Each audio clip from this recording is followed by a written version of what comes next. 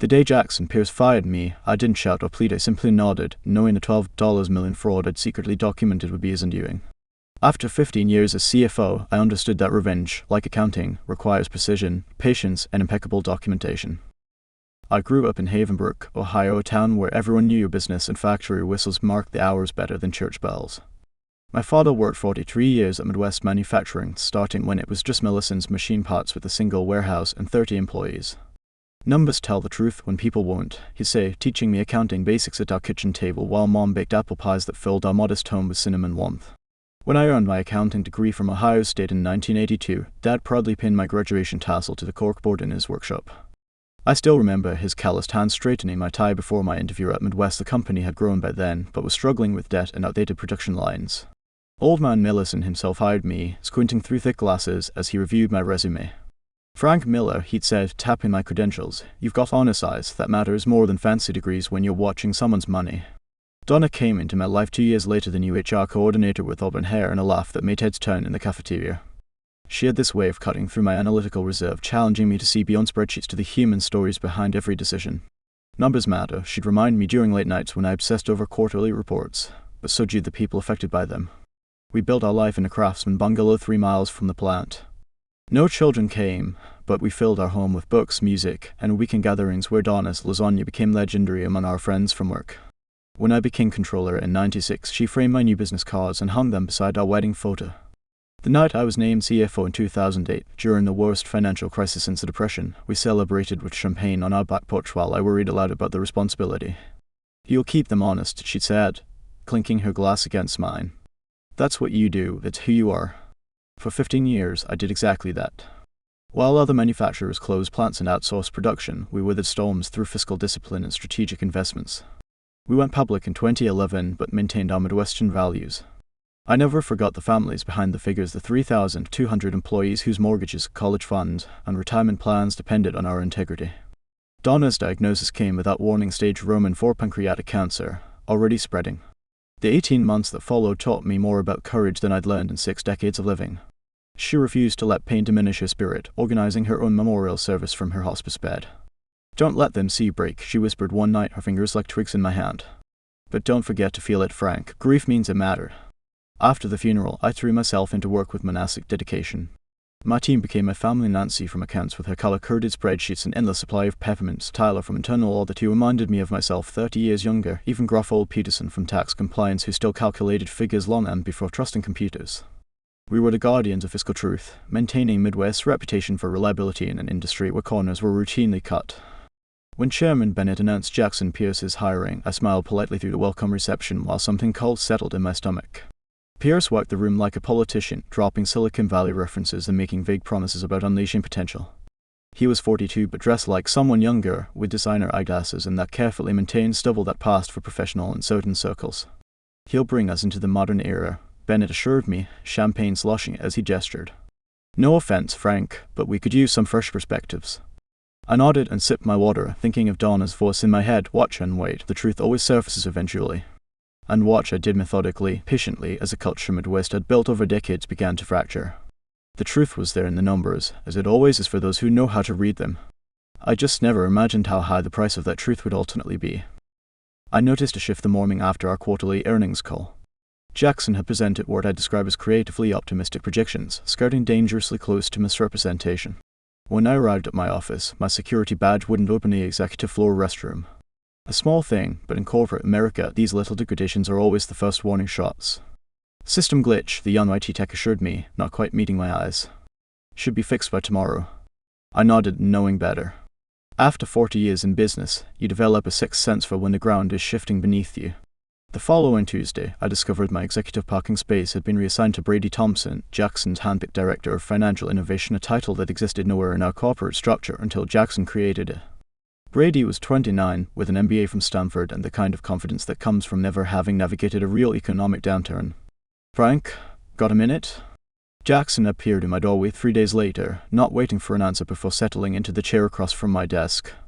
My father's brass paperweight, the one he'd received for 30 years at Midwest, sat between us like a small, silent witness. "Of course," I replied, closing the budget variance report I'd been reviewing. "What can I do for you?" "I've been looking at our vendor contracts," he said, scrolling through his tablet. There's a lot of inefficiency, legacy relationships eating into our margins. The way he said legacy like it was something shameful rather than the foundation everything was built upon. Those relationships got us through the A crash when competitors couldn't secure components, I reminded him. Midwest has always valued loyalty as good business. Jackson's smile didn't reach his eyes. Loyalty doesn't impress shareholders, Frank. Performance does. The next morning, I found authorization requests for 3 new vendor contracts on my desk. Normally, such paperwork included detailed background documentation, competitive bids, quality assessments, credit reports. These had none of that, just impressive sounding company names and eye-watering fee structures. These are missing the standard documentation, I told Jackson's assistant when she came to collect my signature. Mr. Pierce said it's urgent, board-level priority. Her expression was apologetic but firm. I handed the papers back. Then Mr. Pierce consigned them himself under his authority. I need to see the documentation. That afternoon, Chairman Bennett called me into his office, where Jackson was already waiting, leaning against the credenza like he owned the place. "Frank," Bennett sighed, "we need to talk about your resistance to necessary changes." "I'm not resistant to change," I corrected him. "I'm resistant to approving millions in expenditures without proper documentation. That's my job." Jackson stepped forward. "Your job is to support this company's strategic direction. These are innovative partnerships that will position us for explosive growth. With companies that barely exist on paper," I countered. Stratosphere Solutions was incorporated 3 months ago and lists its headquarters at a virtual office in Delaware. Thrower Consulting's website went live last week and has no client testimonials or staff biographies. These aren't vendors, they're shells. The temperature in the room dropped 10 degrees. "Frank," Bennett said quietly, "I think you're letting personal feelings cloud your judgment." That night, I worked late, pulling financial reports from the last 6 months. The pattern emerged like a ghost in the fog: budget reallocations to vaguely defined projects, consulting fees without deliverables, travel expenses to cities where we had no operations. Small enough individually to fly under the radar, but collectively painting a disturbing picture. I was about to leave when Nancy knocked on my door, her face drawn with worry. "They offered me your job," she whispered, closing the door behind her. Not officially, but Brady hinted that changes in senior financial leadership were coming, and I was on their short list to step up. My stomach nodded. Nancy had been my right hand for 12 years. "What did you say?" I asked, keeping my voice even. "I said I'd think about it." Her eyes welled up. "Frank, I've got kids in college. I can't afford principals right now." I nodded, reaching across to squeeze her hand. "You do what you need to do, Nancy. No judgment here." After she left, I sat alone in my darkened office, Donna's voice echoing in my head. "Numbers tell stories, Frank. You just have to listen carefully." The next morning, Tyler from internal audit was gone pursuing other opportunities according to the terrorist email announcement. By lunchtime, rumors circulated that he'd received a generous severance package with a robust confidentiality agreement. When I returned from lunch, my access to certain financial systems had been temporarily restricted for system updates. The writing wasn't just on the wall anymore, it was in flashing neon. I stayed late again that night, methodically downloading reports I still had access to, cross-referencing transactions, and documenting irregularities. My desk lamp cast long shadows across the family photos I kept there for years: Donna and me at Niagara Falls, my father's retirement party at the plant. Images of a world built on handshakes and honest books. As midnight approached, I discovered the smoking gun: a pattern of payment flowing through our new vendors to a holding company called Alpine Innovations, registered just days before Jackson became CEO. The same holding company was quietly acquiring shares in our key suppliers. My hands trembled as the full picture emerged. This wasn't just executive skimming from the company. This was a coordinated attack on Midwest manufacturing itself, a slow-motion asset strip disguised as modernization. I carefully saved everything to an encrypted drive, then sat back in my chair, heart pounding as Donna's last words to me resurfaced with painful clarity. "Don't let them see you break, Frank, but don't forget to feel it." Tonight, I would allow myself to feel it: the betrayal, the anger, the loss of what we'd built. Tomorrow, I would begin the meticulous work of ensuring the truth would surface, as it always eventually does. I switched off my lamp and sat in the darkness, watching the factory lights across the parking lot, thinking of the 3,200 families whose futures hung in the balance. Jackson and his cronies had mistaken my methodical nature for weakness, my patience for passivity.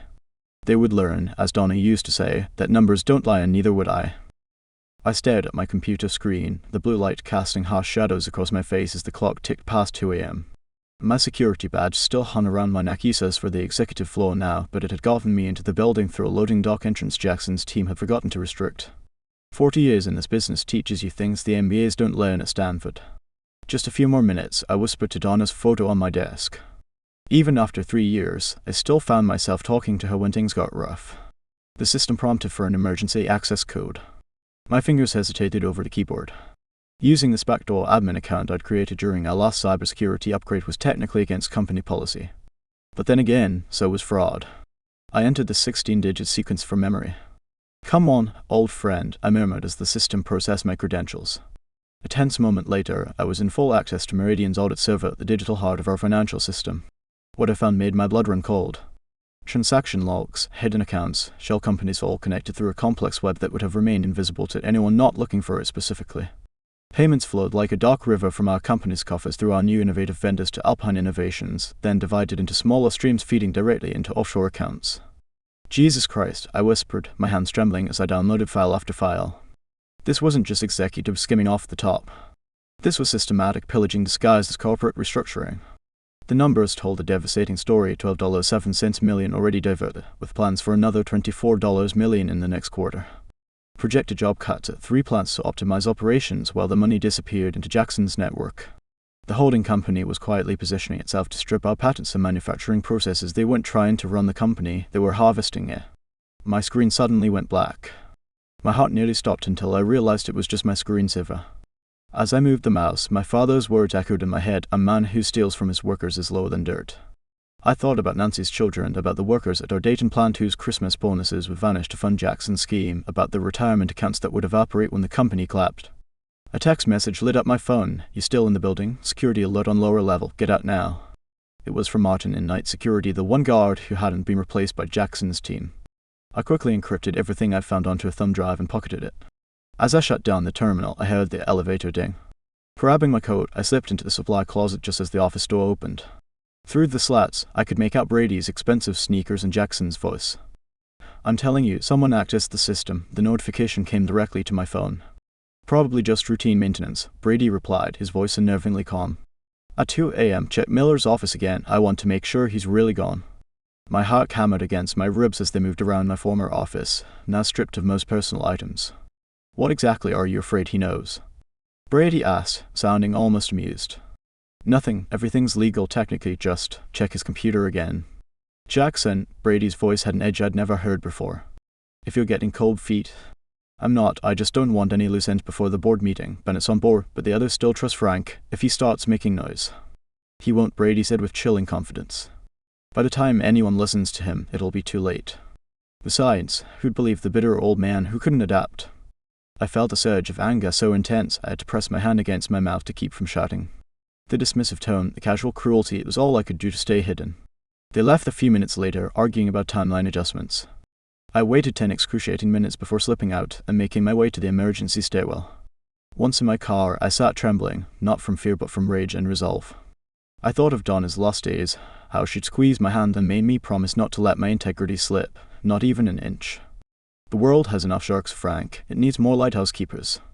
I drove home through the silent streets of a city I'd helped build, past neighborhoods where our employees lived, past the high school where we funded the STEM lab, past the hospital wing with our company name over the entrance. By the time I reached my driveway, my hands had stopped shaking.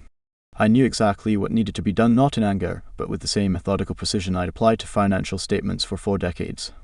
I wouldn't just expose them. I would dismantle their entire operation so thoroughly that Jackson Pierce would become a case study in business ethics courses for generations. Opening my laptop at the kitchen table, I began organizing the evidence, creating backups with Deadman switches, drafting careful emails to the 3 board members not implicated in the scheme. "Numbers don't lie," I whispered to myself as dawn broke outside my window. "And neither will I."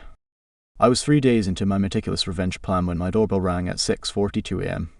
My hand instinctively reached for the baseball bat I'd kept by the door since finding those files. Through the peephole, I saw a woman in a charcoal pantsuit, her dark hair pulled back in a severe bun, holding what looked like a government ID. My stomach dropped. Had Jackson's people gotten to the authorities already? "Mr. Miller, Veronica Hayes, Securities and Exchange Commission, Enforcement Division," she said crisply when I opened the door, flashing credentials that looked painfully legitimate. "May I come in?" The blood roared in my ears as I invited her inside. This wasn't part of my plan. Not yet. "Coffee?" I managed to ask, buying time to think. "No, thank you. I'll be direct. Mr. Miller, we've received an anonymous tip about potential financial improprieties at Midwest Manufacturing, specifically involving your former CEO Jackson Pierce and several board members." I nearly dropped the mug I was holding. "An anonymous tip?" Yes, quite detailed, actually, included transaction logs, shell company registrations, even communications between certain executives. She studied my face carefully. Oddly similar to information you've been gathering. The realization hit me like a freight train.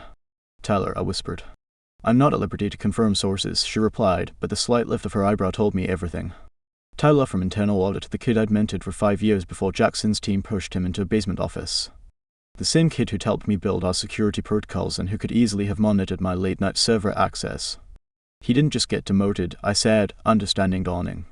They found something on him, didn't they? Something to keep him quiet? Agent Hayes remained professionally neutral. Mr. Miller, I'm here because we're building a case, and we believe you have additional evidence that could be crucial. My mind raced. If I handed everything over now, the investigation would unfold on the SEC's timeline, methodical, by the book, giving Jackson time to destroy evidence or worse, scapegoat innocent employees like Nancy. I need 3 days, I heard myself say. Agent Hayes frowned. This isn't a negotiation. It's not obstruction either, I countered, surprising myself with my calmness. I have protections in place for people still inside the company, systems that need to be activated properly or innocent people get hurt. I showed her enough of my evidence to convince her I wasn't bluffing, carefully omitting the daemon switches and backup servers. 3 days, she finally agreed. Then I expect everything, and Mr. Miller, if you're planning anything besides proper documentation channels, reconsider. Revenge rarely follows SEC guidelines. After she left, I called Nancy for the first time since my firing. Frank, is everything okay? Her voice brought back the weight of responsibility I felt toward my former team. Nancy, remember that ethics disclosure process we updated last year, the one that triggers mandatory board review and whistleblower protections? Of course, but why? I need you to file a complaint tomorrow morning, 9 a.m. sharp, document number MR-117 in the compliance handbook. There was a long pause. You found something, didn't you? Everything, I said softly. And in 3 days, it all comes crashing down, but I need to make sure you're protected first. That night, I rewrote my emails to the 3 uninvolved board members, adjusting my timeline. I wasn't just going to be a whistleblower anymore. I was setting a trap so perfect, so airtight that Jackson and his cronies would never see it coming until it snapped shut around them all at once. Sometimes the old school way is still the best, I told on this photo as I worked through the night, my hands steady and my mind clearer than it had been in months. 6 days after meeting with Agent Hayes, I stood at the back of Midwest Manufacturing's glass-walled conference room, watching chaos unfold exactly as I had orchestrated it. The emergency board meeting had been called just 19 minutes after Nancy filed her ethics complaint, the same moment my detailed evidence package reached the 3 uninvolved board members. Jackson's face drained of color as Marilyn Johnson, her voice steady and cold, read aloud from my meticulously documented timeline of fraud. These shell companies, she said, sliding printed bank statements across the polished table, all traced back to Alpine Innovations registered 3 days before Mr. Pierce was appointed CEO. This is absurd, Jackson sputtered, straightening his custom suit jacket. Frank's clearly fabricated this out of spite. That's when Raj Patel, usually the quietest board member, cleared his throat. The SEC has already confirmed these transactions, Jackson. They've been building a case for weeks. I'll never forget the moment Jackson's eyes found mine across the room, first confusion, then rage, finally settling into the hollow realization that he'd been outplayed by the dinosaur he'd so eagerly discarded. Administrative leave, effective immediately, George Wilson announced, nodding to the security team waiting by the door. For Mr. Pierce, Mr. Thompson, and board members Curtis and Ryan Bennett. As they were escorted out, Brady Thompson, the financial wonderkind who'd taken my job, looked like a terrified child. Just 29 and facing federal charges that would destroy his career before it truly began. For a brief moment, I felt a pang of sympathy. Later that evening, George Wilson called me at home. Frank, we'd like you to come back as interim CFO while we sort through this mess. The board's prepared to offer a substantial compensation package. I smiled, running my fingers over Donna's photograph on my desk. I appreciate that, George. But I think Midwest needs someone who can innovate for the future. I'm just a little too old school, remember? The silence on the line was deeply satisfying. 3 months later, I stood on the porch of my new cabin in the Blue Ridge Mountains, watching the sunset over the Valles Donner, and I had dreamed of retiring to someday. My settlement for Midwest would support me comfortably for decades, not that I needed it after the SEC whistleblower reward came through. I thought about that night I'd spent downloading files, my hands shaking with fury, plotting elaborate schemes of public humiliation. How I'd imagined confronting Jackson in front of shareholders, exposing him with dramatic flair. But in the end, my revenge hadn't required theatrics, just patient, methodical documentation and perfect timing. My phone buzzed with a news alert: former Midwest Manufacturing CEO and CFO indicted on 27 federal charges. Attached was a courthouse photo of Jackson and Brady being led away in handcuffs, their designer suits replaced with summer courtroom attire. I put the phone away without opening the article. I didn't need to read it. Nancy had called yesterday to tell me she'd been promoted to Senior Director of Financial Compliance. Tyler from Internal Audit was now heading up a new corporate governance team. The company stock had stabilized after an initial drop, and the plants remained operational. 300 families still employ, their livelihoods intact. I poured myself a glass of Donna's favorite bourbon and raised it to the setting sun. "You always said integrity was a long game, sweetheart," I whispered. "Turns out so is revenge." That night, for the first time since finding those files 6 months ago, I slept without dreaming of numbers or transaction logs or the look on Jackson's face when he fired me. Instead, I dreamed of Donna, walking beside me through mountain trails, laughing about how I'd finally learned to slow down and enjoy the view.